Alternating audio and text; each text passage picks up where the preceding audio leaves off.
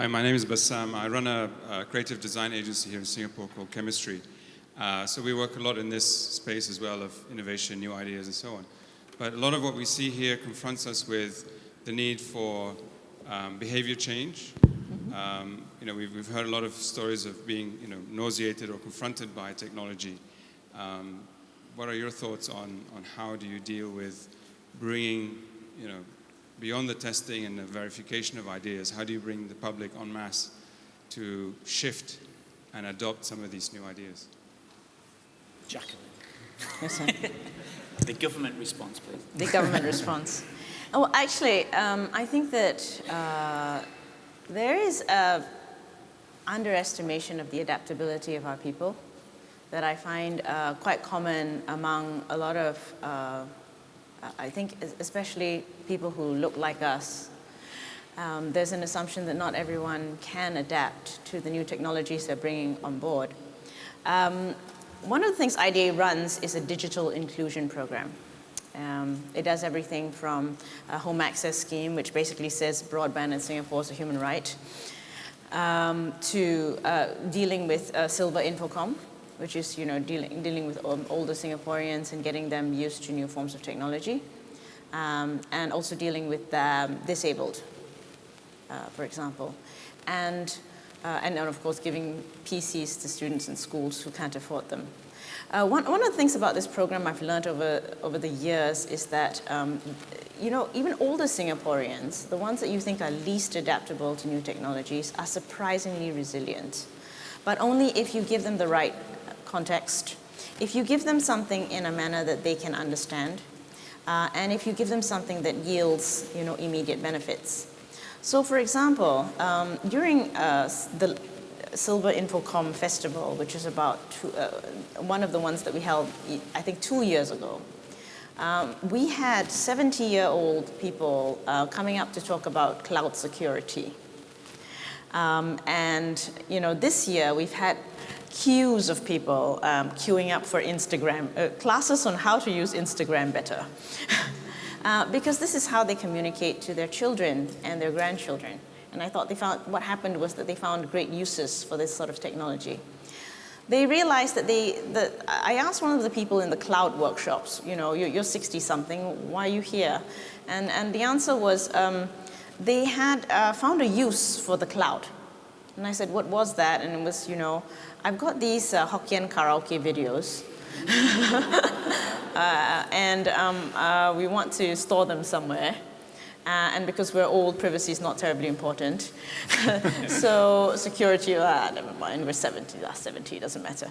And they decided that, they were going to explore cloud-based services.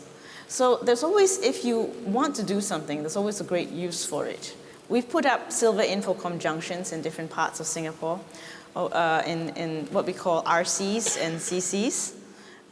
Those of you in Singapore will know where these are. They're usually in void decks, underneath HDB flats. I have to explain all of this. But, it's about our public housing where most Singaporeans live. And we put Wi-Fi, free Wi-Fi in some of these Silver Infocom junctions. And we actually have found things like 4 people sitting around there with their iPads, 4 older Singaporeans sitting there with their iPads playing mahjong virtually. So it really is about the use case. It is about what people, want the city to be, how they experience and use the city. I have 2 answers to this question. The first is that this is a particularly interesting question in the context of Singapore. To go back to this issue that we discussed in the last panel about sort of a rule-based society. And we can sort of debate to what extent that is true or less true. But there certainly seems to be more of an orientation in that direction. In the context of building a smart city, you have the capability in Singapore to also change some of the rules by which the society functions to fit with how the technology works.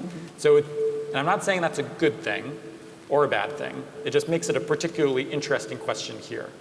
Now, I think more generally, if we're doing our jobs as designers and as policymakers, which to me means being good ethnographers, being responsive to what people are already doing in the city, doing the kinds of things like looking at how cyclists actually interact with the city, and then designing the technology to enable their own behaviors, this shouldn't even be a problem. The technology should enable people to do the things that they already are doing better, or the things that they want to be able to do, the next thing that they want to be able to do but can't because they don't have the tool for it. And so that question of like having to teach people how to use the technology, I say if we're doing the job right of building the smart city, shouldn't be a problem. I think there's a broader issue around behavior change. I mean, they're terrible words because of what they imply in a way.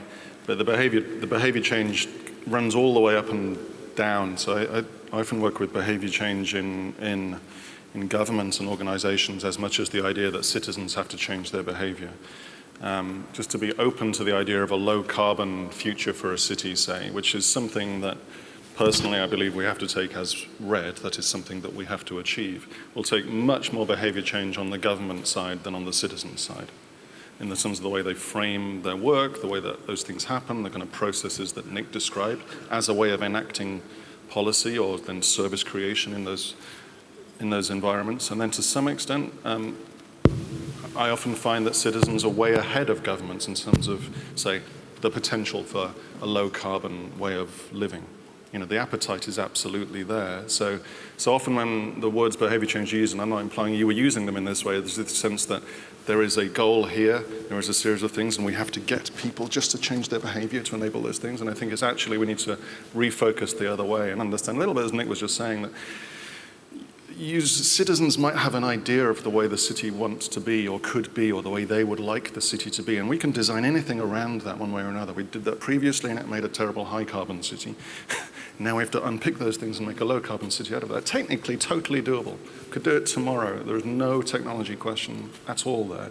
The question is actually much more around behavior change, around procurement, policy, framework creation, the really mundane stuff within organizations. But that's where we have to focus that debate, I think.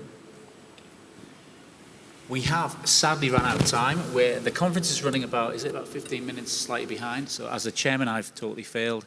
I'd like us all to put our hands together and thank the three speakers. It's been fantastic. Very good. Thank you.